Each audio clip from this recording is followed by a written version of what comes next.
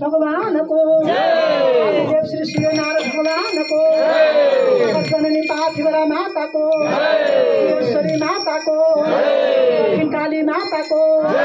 इंद्रदासिनी माता को भगवती माता को मनोकामना माता को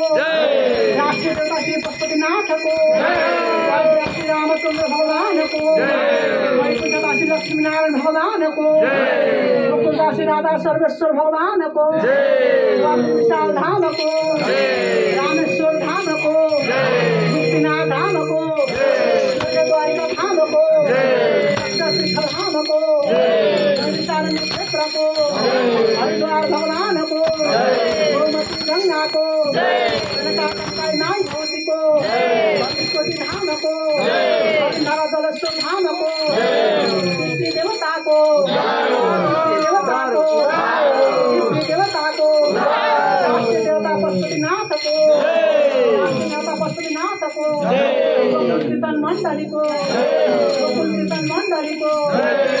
कराने दाता को कराने दाता को श्री राधे